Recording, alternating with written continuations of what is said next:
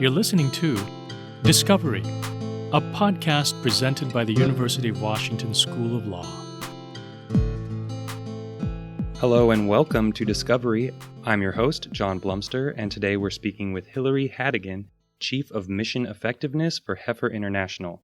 Heifer International is a global nonprofit with a mission to eradicate hunger by, among many other efforts, providing animals and values-based agricultural training for families in need around the world. Hilary provides executive leadership to Heifer's strategy and performance in service of the organization's overall mission, and through her vast experiences, she brings a unique expertise on some of the biggest issues facing populations in need around the globe. She's here today to discuss one such topic, the global coffee trade and the roles non-government organizations play within it. Hilary, thank you so much for joining us. Thank you. Can you tell us a little bit about Heifer's mission and how you carry it out? So our basic mission is to end hunger and poverty and care for the earth. And the core model that we have used over 75 years of history is the provision of livestock and other assets alongside community development so that people have access to the resources they need to feed their families and be able to sell surplus so that they can increase income. So that's the core model, and we have adapted that through the years, and now we're much more focused on building on that so that we can connect farmers to markets as well as them feeding themselves. They can be productive in market engagement. In terms of inequity in the global coffee market, how did Heifer first get involved in that particular space? So our first coffee projects were in 2003 following Hurricane Stan in Guatemala, and coffee farmers were badly affected, and we provided livestock and assets to help with food security following the crisis. We continued to work with coffee farmers after that and started to partner with coffee companies. And the work that we did was to diversify the production base of the farmers so that they weren't totally dependent on coffee, because coffee isn't productive all year round and farmers have quite high levels of malnutrition at certain times of the year and food insecurity because they get cash at one time of the year, and when that cash runs out, they don't have any money to buy food. So we invested in diversification strategies so that people had access to food. And then gradually over time, we started to support farmers in their engagement in the coffee value chain. And that's how we've come to be involved in the coffee value chain. So I'm stealing these stats from you, but 25 million smallholder farmers produce 80% of the world's coffee, with demand is growing at a record rate. The flip side is that competition has contributed to driving the cost and wages for farmers down. So using, say, Honduras as an example, how big of the gap is there between a living wage and what farmers actually make? So we've started to focus a lot on a true living income so that people can lead a dignified life and be resilient. And we've got an economic model that we've used to assess what a living income is. And in Honduras, it's about $4,000 and some dollars per family per year. And in coffee growing regions, the farmers that we're working with are earning $2,000 and some, and the gap between what they earn now and what a living income is about $2,000 a year. That's incredible. But if the demand is growing so fast, and I think you had mentioned it's something production is going to need to double over the next decade or so in order to meet the demand. When the cost goes down and farmers' wages are affected, wouldn't the inverse be true, that increased demand should show them earning more? So in a perfect market system, pricing is affected by supply and demand. In the coffee system, there are many links in the value chain, and the value of coffee at the time it is sold to consumers, most of the profit goes into the roasters, and that value is not transferred, and the profit is not transferred down to farmers. And there are multiple other factors that are affecting farmers. The cost of fertilizer has gone up since 2000 by about 300%, and so that is a cost that farmers have to carry. Labour costs are increasing, so during harvest seasons, farmers have to employ labour, and there are increasingly laws around minimum wage that affect farmers. Then because prices are low and because life is difficult economically in rural areas, the people who are working as labourers or coffee farmers themselves move away, meaning there's migration, meaning there are fewer workers, meaning it's more difficult to be productive. So there's a whole complexity of factors that are affecting the farmers and that affect their ability to be productive. And they're getting a lower price, so they can't invest in their own coffee to make the quality higher. So there's a lot of factors that are driving the situation so that farmers are not getting fair prices and aren't able to combat it by either increasing their quality or buying larger plots of land or shifting into some of the processing work that would bring higher prices because of the higher value that could be created. If farmers could break into roasting, then they could make more money. But there are policy barriers to that and trade barriers to that mean it's not possible. Shouldn't there be some kind of incentive, or is there some kind of incentive for people or organizations further down the value chain to make sure that these farmers, the origin of the source of their profit, have a living wage? It seems like that would make sense. Yeah, you would think so. The demand for coffee over the next 20, 30 years is going to increase.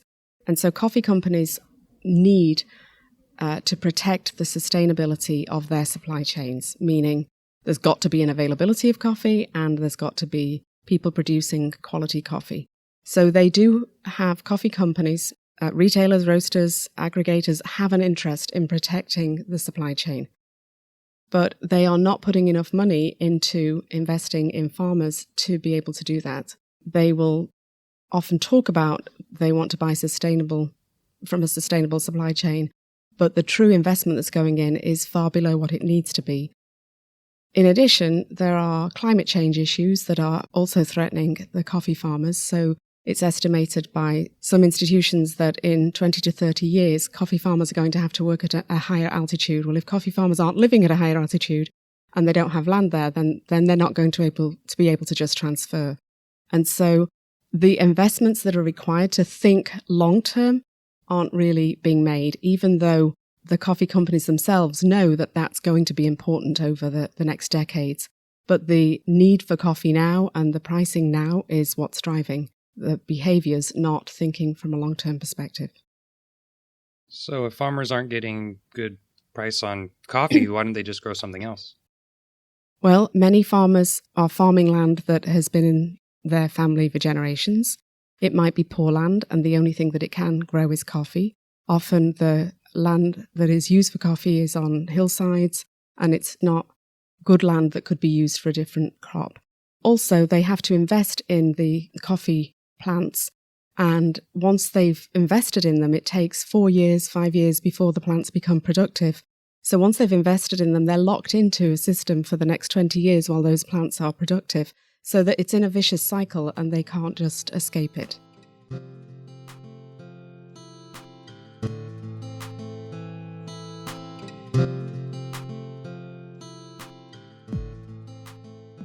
So I try, as I know many people out there, try to buy coffee that says fair trade, that's sustainable. You do your best through your purchasing to try to support the farmers and the production as much as possible. And this has been a huge shift in the consumer market. But how has that shift actually affected the farmers themselves?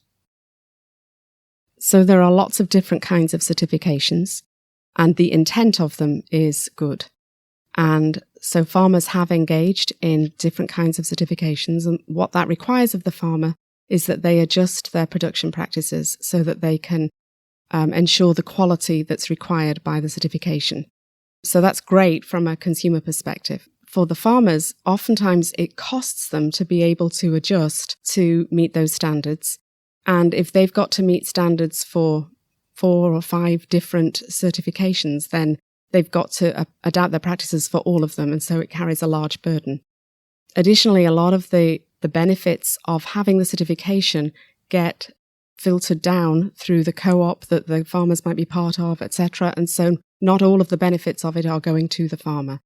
And so oftentimes we see pictures of companies that promote themselves as fair trade, sustainably grown, etc. And what is fair trade in terms of the certification and what you and I as regular consumers might think is fair, meaning the farmer getting a fair price, is not actually represented in reality. There's some effort and there's some positive side to that, and the intent is certainly very positive, but the true meaning of fair is not being felt by the farmers. If our purchasing choices aren't having that kind of immediate impact that we want, what would a consumer campaign look like? What can the average person do to support farmers or be a part of the solution, or at least not be a part of the problem? So I think we can all make ourselves more aware of what we're buying and be intentional in our purchases.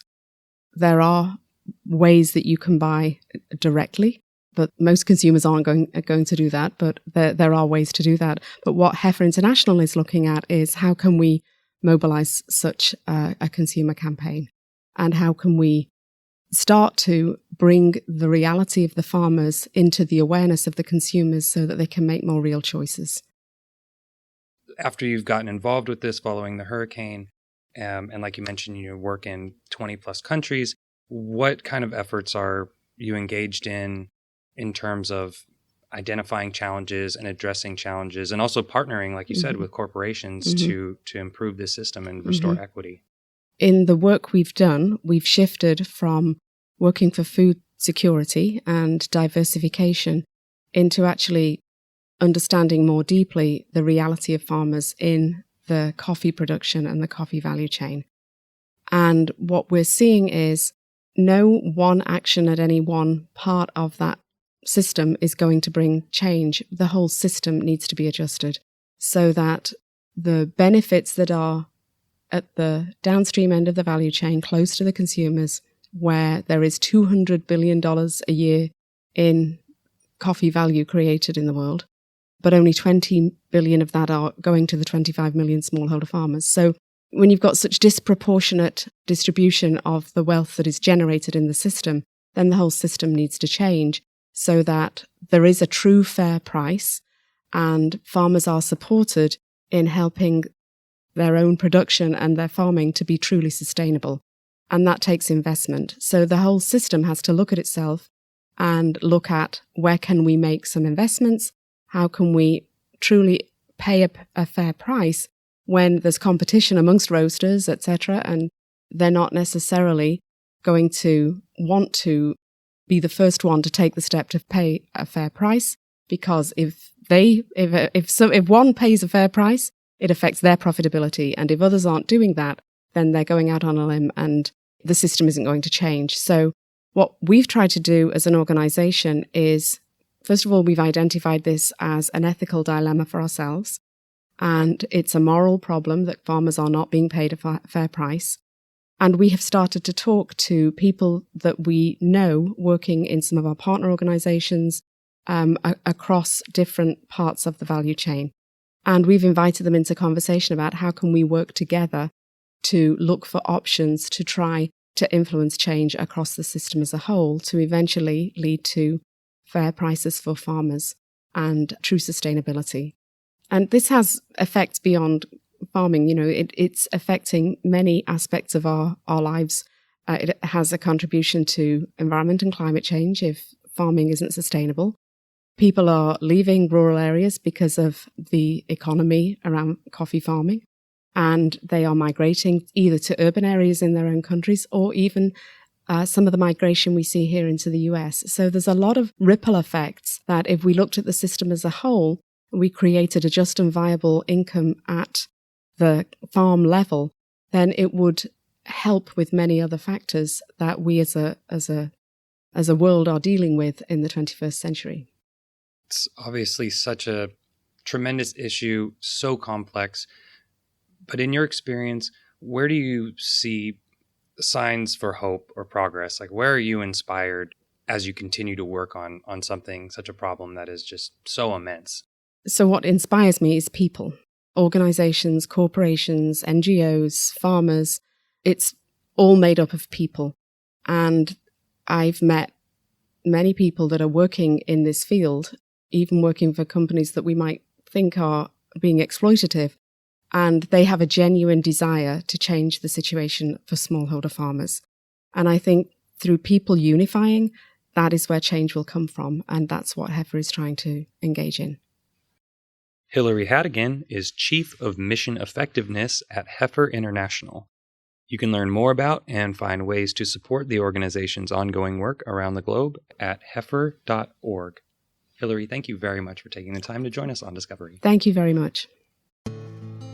Discovery is hosted by John Blumster and produced by Greg Olson. Additional voiceover work by Ben Gonio, with original music by John Blumster.